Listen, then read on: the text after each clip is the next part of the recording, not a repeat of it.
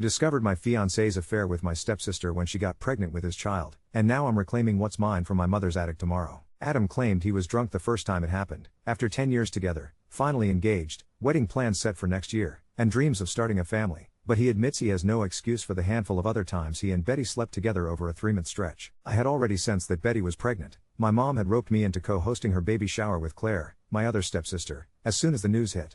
Looking back, I'm just grateful I hadn't yet coughed up my share for the absurdly expensive jogging stroller we were getting Betty, or my half of the sky-high baby shower costs.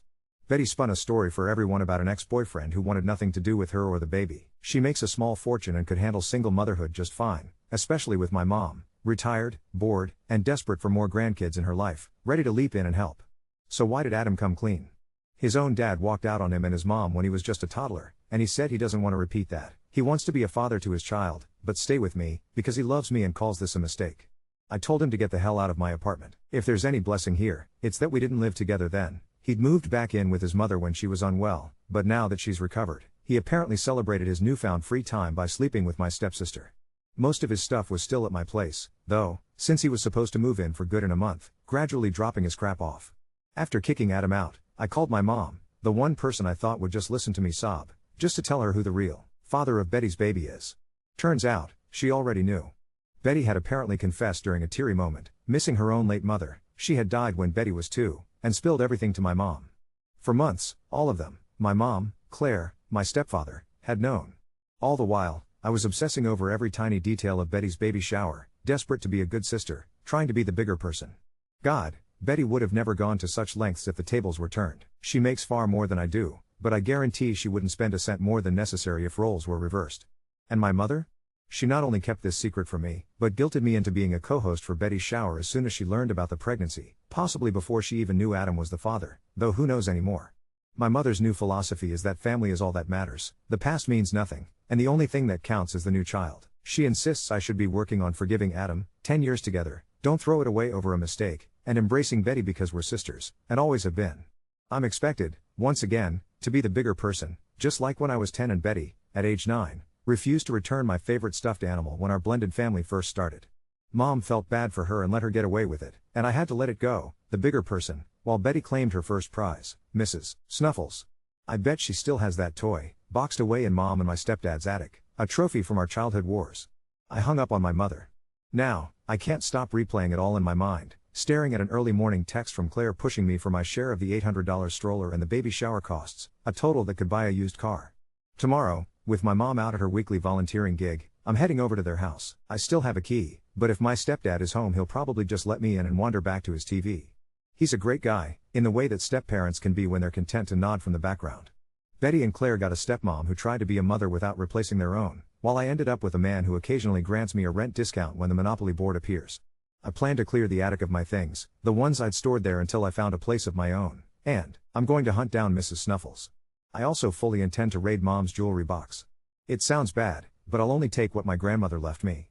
I'd let my mom borrow those pieces out of guilt. Her mother left all the jewelry to me, but I just assumed I'd take it back when Mom passed away, decades from now. I was naive. I could just imagine Betty whining about never receiving jewelry from any grandmother and my mother yielding in the name of fairness, just like always. Maybe my grandma knew, given she left it all to me. I need to know everything is still there and not suddenly on loan to one of them. I'm not sure what I'm going to do after that, but I want the jewelry because it's mine, and if I end up deciding never to speak to my mother again, I want to have it with me already. It's not theft, not when everyone knows it's mine and I'm simply ending a too generous loan. That jewelry means the world to me, so tomorrow, getting it is my top priority. I hope all goes as planned. I want to walk out with my jewelry, Mrs. Snuffles, a victory if only symbolic, and maybe, just maybe, messages from all my friends telling me they're done with Adam, that they never liked him anyway, and they won't forgive me if I ever take him back because none of them had a clue what was going on. For now, I need to try to sleep. Tomorrow, I'll see what's left for me. I remember the things I said in a fit of anger, they still echo in my mind. I hope your baby is born with Down syndrome, which will be an interesting combination with the fetal alcohol syndrome it's got a 90% chance of having since you drink more than your mother ever dreamed of drinking. As if that wasn't enough, I followed up with a text simply calling her a cunt. And then, for good measure, I sent another text that just said whore. The weight of what I said comes crushing down when I remember her mother died in a car crash she caused herself by drinking and driving. And Betty, she's the kind of person who has, on more than one occasion, outright declared that people with disabilities like Down syndrome should just be killed because they're a drain on society, useless in her eyes. I feel guilty, Not just because those things are cruel to say to anyone, I know I'm better than this, but also because, reading my own words back, they just feel hollow.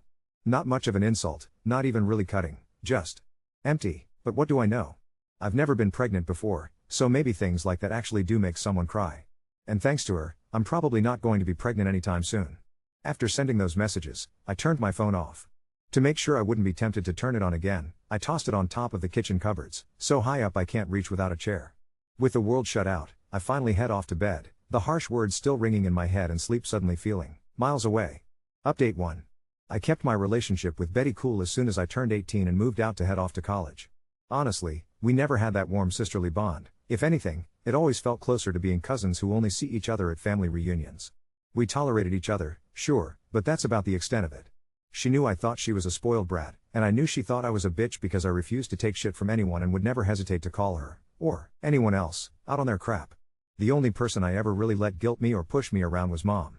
Otherwise, I was never a wallflower or a welcome mat, not for anyone. A lot of people have told me to cut them all off. Truthfully, if I were looking at my own situation from the outside, I'd give myself the same advice.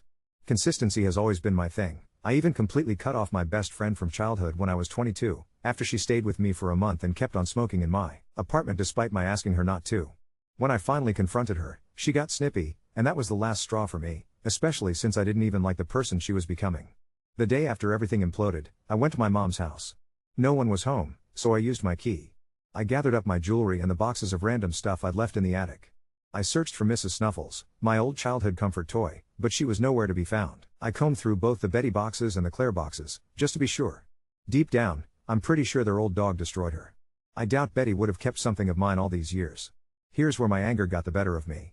I may or may not have picked up the kitchen scissors and cut up every photo of Betty I could find. Oops, was that a picture of her mom?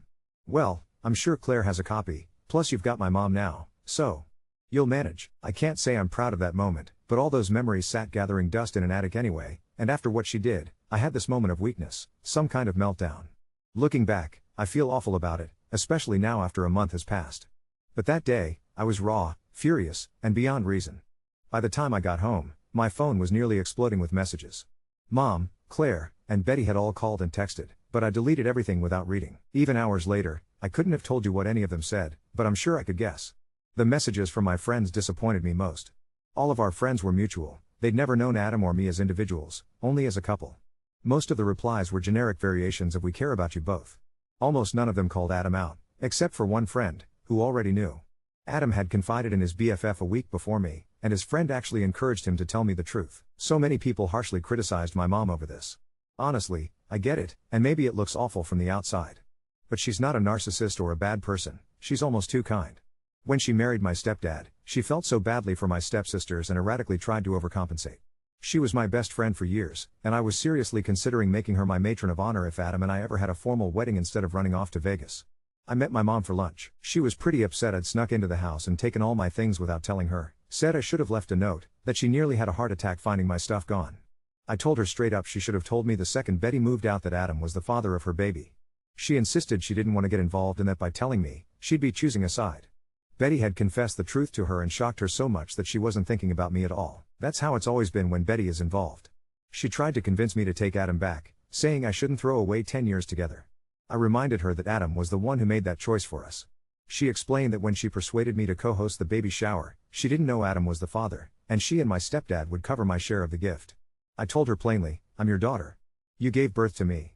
I will never be able to forgive Betty, so if you want to keep being my mother, you need to pick me for once in your life. She said she couldn't do that. According to her, she's been Betty's only mother figure and sees all three of us as her daughters. If she had birthed all three of us, she said, her choice would be the same, to remain neutral. I told her I was sorry to hear that, but wished her well. I promised to call every now and then, but that I wouldn't be coming to family gatherings anymore, and if I ever had children, they wouldn't know my stepfamily. She told me she hoped I'd forgive and forget eventually, that she didn't want the family torn apart. I just told her I was disappointed but not surprised. After all, Betty was the one who slept with my fiancé and blew up the family, not me. I paid my half of the bill, said goodbye, and walked out. For now, I've set special ringtones for her and my stepfamily so I know not to answer. If she insists on bringing up Betty, Adam, or their baby during our conversations, I simply won't talk until she learns to respect my boundaries. Yes, she lectured me about the harsh message I'd texted Betty. I shrugged. If she didn't want to be involved, she shouldn't get involved by telling me what I should or shouldn't say. And honestly, sending that message was out of line. But I was beyond angry and halfway through a bottle of wine. And frankly, Betty completely deserved my wrath. Then there was Adam. He showed up at my place a few days after his confession, bringing pizza, ice cream, and flowers like some sap-headed peace offering. I'd already packed up all his things and set them by the door, but he convinced me to talk with him.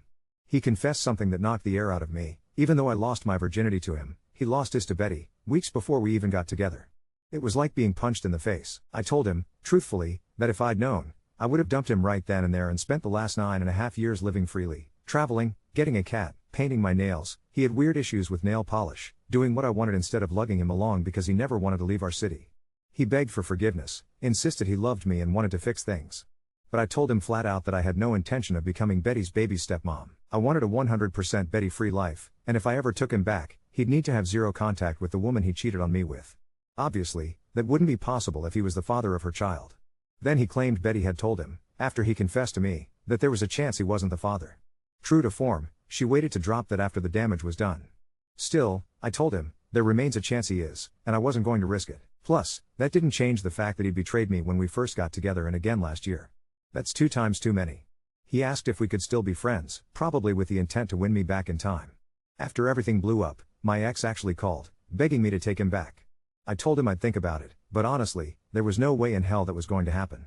So I turned to my dad. He lives all the way across the country, but we've always had a great relationship, even though I only saw him during the summers while growing up. I've always really liked my stepmother. Still, there was always a distance between us. Looking back, I know that came from me. I kept her at arm's length to avoid hurting my mom's feelings, which now feels like some cruel twist of irony. My dad, always pragmatic and supportive, immediately offered to pay to get me out of the rest of my lease. On top of that, he offered me a place to stay, for free, in one of his rental houses if I wanted to move to his city. It felt like the right thing to do. I never wanted to stay in my hometown forever, and the thought of putting 2,000 miles between myself, my mom, and everyone else suddenly sounded like the breath of fresh air I desperately needed. I decided to go for it. I've been saving up for years and have enough tucked away to hold me over until I can find a new job. For the first time in a while, I feel like I have a chance to hit reset, not only with my life, but also with my relationship with my stepmother. I'm determined to make things right with her. Top of my to-do list when I arrive is to apologize for pushing her away all those years. Right now, I've quit my job, and these weeks have been a weird blend of relaxing, packing, making plans, and talking things through with a therapist. I find myself scrolling through adoption sites, looking at cats available in my dad's city. I've always wanted one. I'm reaching out to the handful of friends I have there from childhood summers. Maybe I'll click with someone and finally have a real friend in a new city. And because I deserve it, I let loose for a minute. I bought myself way too much nail polish, treated myself to a manicure, and splurged on the boots I've always wanted but never bought because grown-up life and planning a wedding made me feel guilty for indulging. Everything's a giant question mark, but for the first time in a while, I think it's going to be okay. Update 2. I made the drive in 3 long days, powered by gas station coffee and the kind of playlist you make when you need to outrun a life. My dad met me in the driveway with that awkward, quiet pride he does when he's holding back tears, and my stepmom wrapped me up before I could even get my seatbelt unclicked. I apologized to her right there on the curb, ugly and snotty and too loud for the cul-de-sac. She just kept rubbing circles between my shoulder blades and said, "You're home. We're good." She'd stocked the rental with groceries and towels that actually match. The closet smelled like cedar. I slept 12 hours that night and woke up to a sky that didn't know me, and it felt like a truce.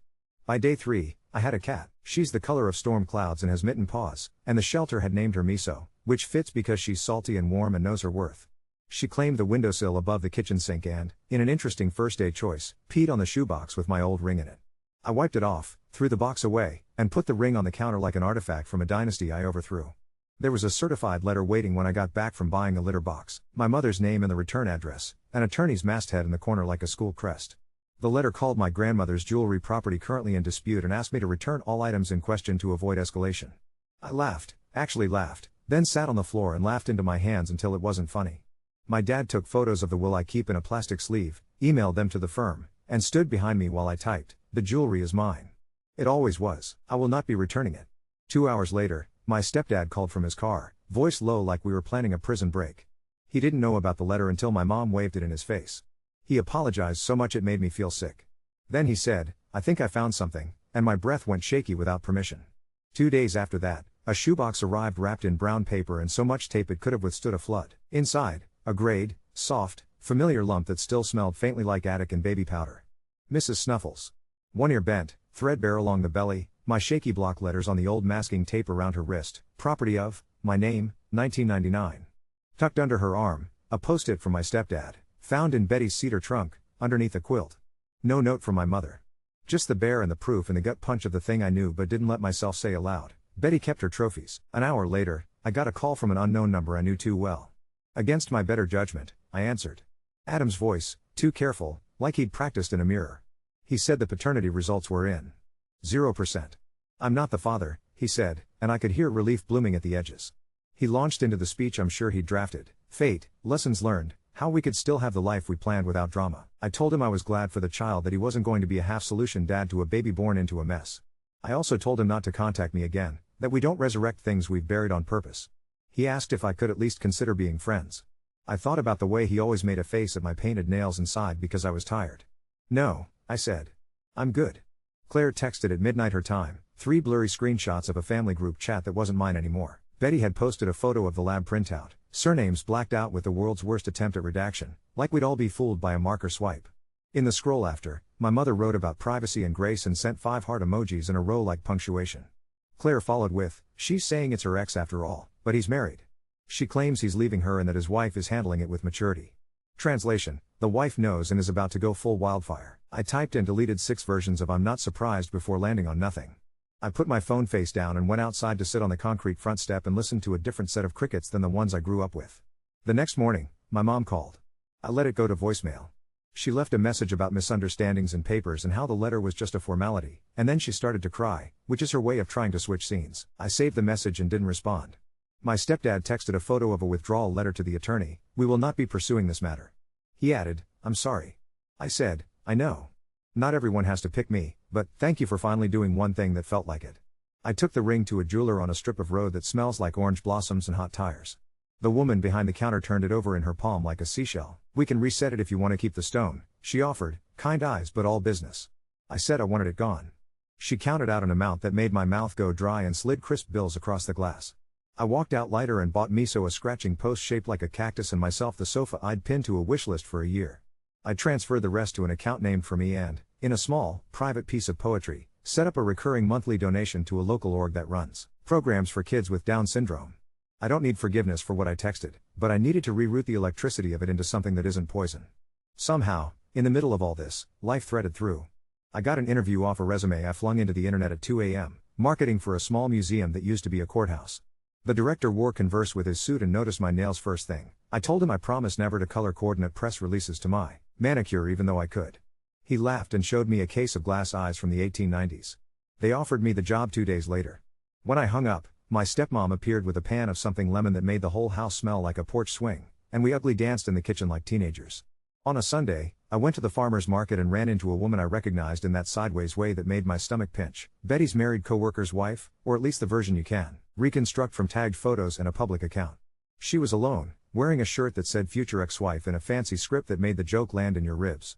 We made eye contact for too long. I almost kept walking. Instead, I said, do you want the last bunch of mint? Because it was in my hand and she was looking at it like a problem she could solve. She took it and thanked me and then asked if I knew a good attorney. I said yes, and texted my stepmom because she knows every woman in this city worth knowing. It wasn't vengeance, it was community maintenance. Later, my phone buzzed with a simple thank you from an unknown number. I didn't answer. Not everything needs a reply. The package with Mrs. Snuffles sits on top of the bookshelf. Miso watches her like she's the world's laziest mouse and then curls up under the chair like a small moon. My dad installed new locks on my doors without comment. At night, the trains sound closer here, and the air smells like dust and jasmine. Every so often, my mother's name lights up my screen and then fades. Sometimes I think of how easily she could have chosen me and what it cost her not to. Then I paint my nails a violent, unapologetic red, set my alarm for a morning I actually want, and fall asleep with the window cracked, the fan humming, the quiet kind of full that doesn't feel like absence anymore. Update 3. My first week at the museum smelled like lemon oil and dust, the kind that glows in the shafts of light like snow you can't shovel. I learned the alarm code, found the one bathroom with a lock that actually works, and figured out how to coax the ancient printer to stop chewing postcards. A 4th grade class came through and one kid in a dinosaur hoodie asked me, dead serious, if your house was on fire, what thing would you grab? I said, my cat, but my mouth wanted to say a different answer and my hands did that little shake you can blame on too much coffee. At noon on Friday, a man with the wrong kind of smile and a bouquet the color of a cartoon sunset asked for me at the front desk. I don't accept flowers, I said, because I didn't. He didn't blink. He pulled an envelope from under the tissue paper. Service of process, please and thank you. In the break room that has one crooked postcard of the Grand Canyon taped to a beige wall, I read the words small claims and intentional destruction of irreplaceable family photographs, and the number $3,500 made my ears ring. The photos. The whir of those scissors like a helicopter in my hands. Of course. Of course that's where we were going to land. I called my dad with my throat doing that swallow around spikes thing and he said, "We'll handle it," in the tone that always meant a toolbox and a cooler in the back of the truck. My stepmom forwarded the contact for an attorney who specializes in keeping nonsense from ruining your morning coffee. I went back to my desk, posted a 3-sentence caption about a territorial dispute over a courthouse bell in 1894, and then stared at the scene indicator like it might tell me a joke. Claire called from a bathroom with a hand dryer screaming in the background. Mom filed without telling anyone, she hissed. Betty told her too. She thinks making you pay hurts you the way you hurt the family. Claire rolled her eyes so loud I could hear it. Then she said, softer, also, the baby daddy's wife served Betty at her office. Temporary restraining order. The guy is moving back in with his wife because his wife can do math and his mortgage is bigger than his spine. Mom is unraveling. She says this all started when you weaponized that lawyer at the market. I sat on the edge of the desk and looked at my hands. I gave a stranger a phone number, I said. If that's a weapon, we should bubble wrap the world. The night before the hearing, my phone lit up at 3:11 a.m. with my stepdad's name. I let it ring out once on reflex, then answered on the second one because his name still means gentle background noise and the smell of tomato plants. Your mother fell, he said. Slipped on the iced tea she knocked over while. Anyway. Sprained wrist. She's okay. The word okay dragged. She told the ER she's got no family here because she didn't want them to call me, and then she gave them your number as her emergency contact because she said you owe her. They didn't call. I'm telling you so you're not blindsided if she tries something. He exhaled like a tire. Also. The baby. Betty had him. Early. He's in the NICU. He's tiny. Perfect and tiny and full of tubes. I'm not telling you to do anything with that. I'm just telling you. I sat on the kitchen floor so I could put my cheek on Miso's side and let her purse shake against my jaw. I wasn't going to the hospital. That line is neon and permanent.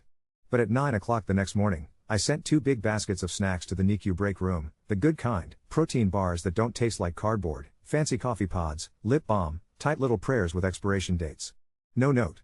The florist asked if I wanted a card. I said, no words.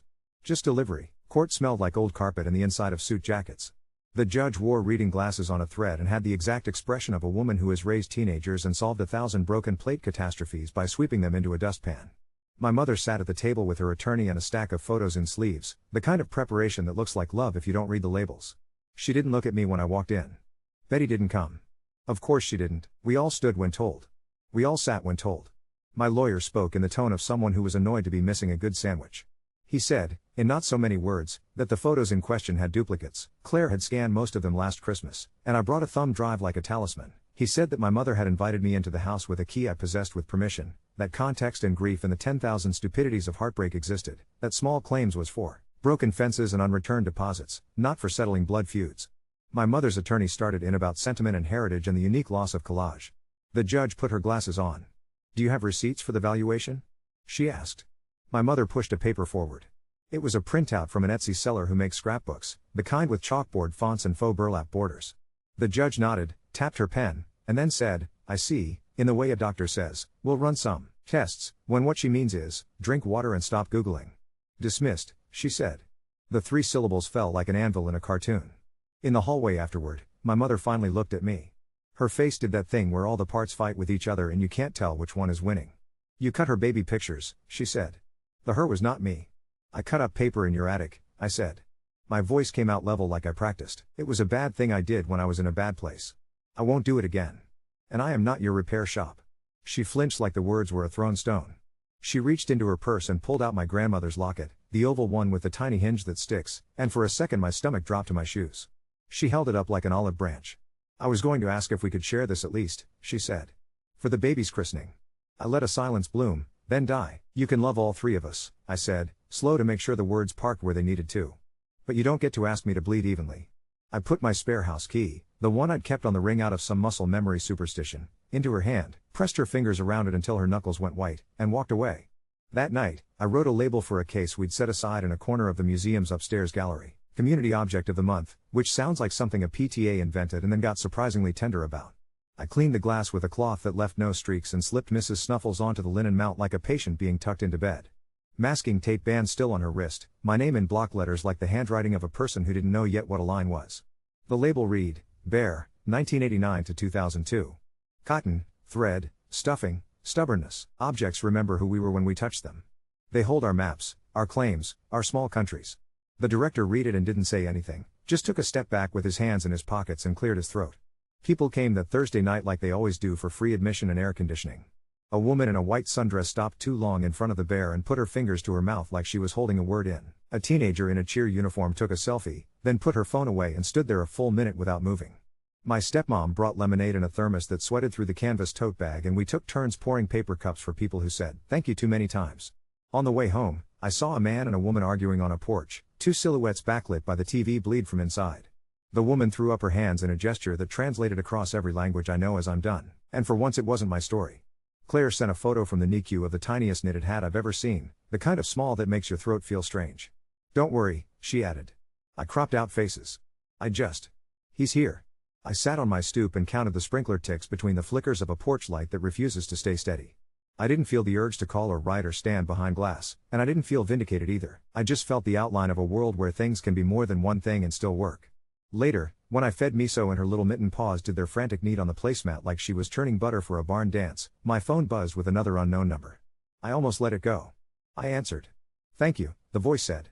It was the woman from the market, mint and lawyer and shirt with a joke that cut like a ribbon. She didn't say his name and neither did I. "It's in motion," she said, which is the way trains tell you they're leaving without blowing the whistle. "I don't know you, but I'm glad you live in my city." "I'm glad I live here, too," I said, and I meant it with my entire chest. I painted my nails a color that looks like the inside of a pomegranate and fell asleep with my windows open and the smell of wet pavement sneaking in, that after rain feeling that isn't about forgiveness so much as it's about proof that a thing happened and then stopped. In the morning, the museum key was warm in my hand from my pocket heat. On the way, a train went by and every kid on the platform counted the cars out loud like casting a spell. I counted with them and Miso watched me do it from the window like she was keeping score.